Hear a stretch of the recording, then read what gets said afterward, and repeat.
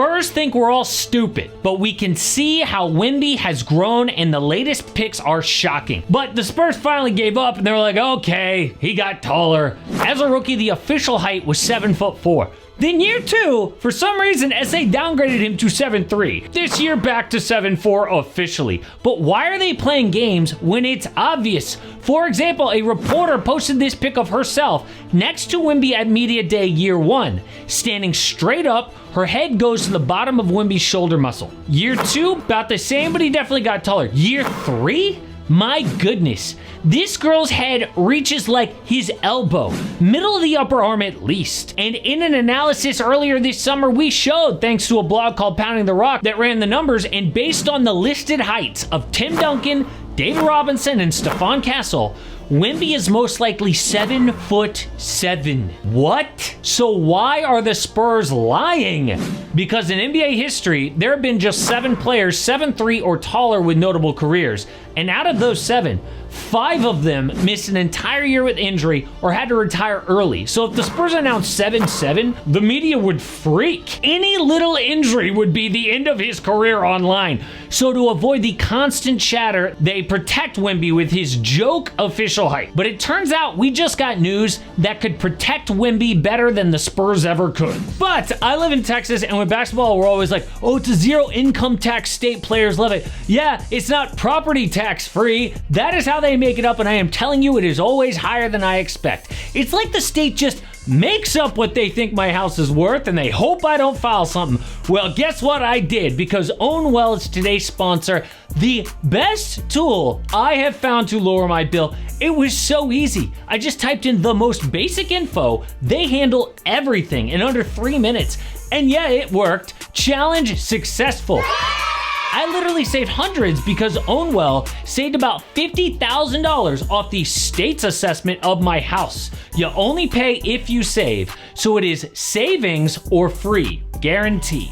An average customer savings of $1,102 using a combination of proprietary technology and local expertise to reduce your property taxes. Hundreds of thousands of happy customers and 5-star reviews. So stop overpaying and start saving with Ownwell. Sign up in 3 minutes at ownwell.com/amhoops. That is OWNWELL.com/amhoops.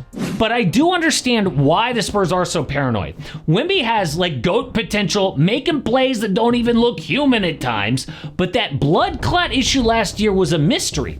Came out of nowhere, super rare for a 21-year-old, but the more we hear, the scarier it sounds, potentially life-threatening. So Wemby let it slip at Media Day that he spent so much time in hospitals and around doctors hearing bad news, whatever that means. But you know he did crazy stuff this summer, like went to China, practiced kung fu with monks at a monastery, goes to NASA. Well, Wemby says his summer was wild because the traumatic experience is very much linked to all the stuff I've done this summer. There's also a big feeling that life isn't forever.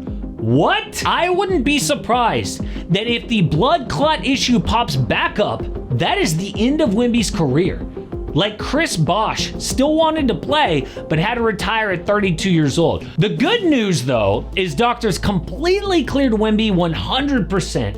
But what about injuries? Remember, this is a dude who missed a game for stepping on a ball boy's foot one time. But what if Wemby, even at 7'6" or whatever, could make a Giannis-type transformation?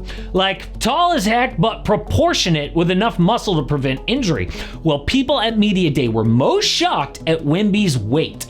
One respected local reporter said he guessed dude gained 20 pounds, probably more like 15, but you can see it in his face. Look at the difference between Media Day 2 years ago to now. Wemby is noticeably thicker, and the last place you see it is in someone's face, so this is a big deal. Well, Giannis also came into the league looking like a twig, but his transformation came in year 3. It was this photo taken by ESPN that set the internet on fire. Look at how young Giannis still looked in the face back then, but his body completely changed. Then, one of the healthiest superstars throughout his 20s. So how did he do it? Well, Wemby says even in the world of pro sports, nobody trained like him because adding muscle to Wemby's frame is tough. Most guys 7'4" or taller struggle to put weight on. That's why players like Bol look thin no matter what. But Wemby looks different now. He's filling out just like Giannis. And that kind of physical foundation is the best protection against freak injuries. So if Wemby can follow even part of that same path, it's terrifying for the rest of the league. But just as impressive was something he said. Listen to Wemby talk about the Spurs' approach to defense this year. This is a non-negotiable. It's not something you can't do if you want to be a part of our team. We're gonna hold each other accountable. Doesn't matter your status. Defense is non-negotiable. Dude, for a 22-year-old to talk like that and about defense? This is Greg Popovich's dream to have a freak like Wemby who calls defense a non-negotiable. This is like Tim Duncan all over again. Think of the teams that have to wait years before their young star gets that mature. The Spurs have it now. They got so lucky to win that #1 pick, but at the same time, Victor feels like he was born to be a Spur. From David Robinson to Tim Duncan to all the role players with a few exceptions. Mature pros who also just happen to be elite basketball players. Wemby is that. But if dude is so good, right, like year 3 Wemby unstoppable, why aren't the Spurs considered a contender? Like the Nuggets or the Lakers to challenge OKC? It's because there are 5 major questions still surrounding the Spurs. So we get a little away from Wemby here, but these are all crucial if we're actually gonna get to see Vic in the playoffs for the first time. And question number 1 is Wemby's chemistry with De'Aaron Fox. After the big trade, we only got to see 5 games of these two together. And early signs, not elite. In fact, Fox was his worst pick and roll partner. Small sample size, they should work things out, but it's still a question. Number 2 is that knockdown shooter role. Oh, the Spurs might look decent on paper, but in games when you watch, they don't have that no doubt sniper like a Malik Beasley, Luke Kennard, Isaiah Joe on OKC. Every contender needs that type of guy. Santonio doesn't have it. Now it could be Harrison Barnes, Julian Champagnie, but we don't know. Question 3 is coaching. Greg Popovich is now fully gone, and Mitch Johnson admitted Pop was still in his ear last year telling him what to do. So Pop's coaching tree has had amazing coaches like Quinn Snyder, or recently Ime Udoka, Will Hardy.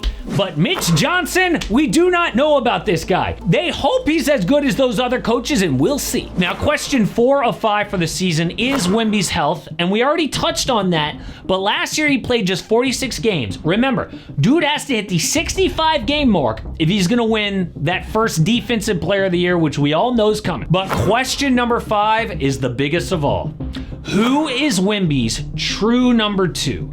Every contender of all time, basically, knows who their number 1 and number 2 is. But the Spurs, they have to make a trade? Well, a plugged-in reporter says maybe not. Don Harris has covered the Spurs for 30 plus years. He now says, I would tell Spurs fans that by the end of the season, Stephon Castle may be the second best player on this team ahead of De'Aaron Fox. He has been that good this summer. And a clip came out of the Rookie of the Year doing the 500 drill, where you make 500 shots without missing 2 in a row. And remember, shooting was his big weakness. But if it's not Fox or Stephon Castle, then a trade is realistic.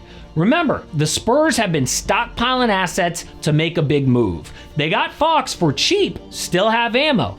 In fact, they have 6 of their own 7 first-round picks, then back-to-back Hawks years, the Celtics top 1 protected, the better of the Mavs or Wolves in 2030, and the Kings in 2031. So if a Lauri Markkanen becomes available, they can make a bid. And of course, Giannis Antetokounmpo. But whatever happens, Wemby is entering year 3 now, looking bigger and more dominant than ever. But speaking of Lauri Markkanen, we are hearing a ton of trade buzz for this man already. The Utah Jazz are trying to tank, and Lauri is entering his prime, has never even been to the playoffs. So if he does become available, who's gonna get him?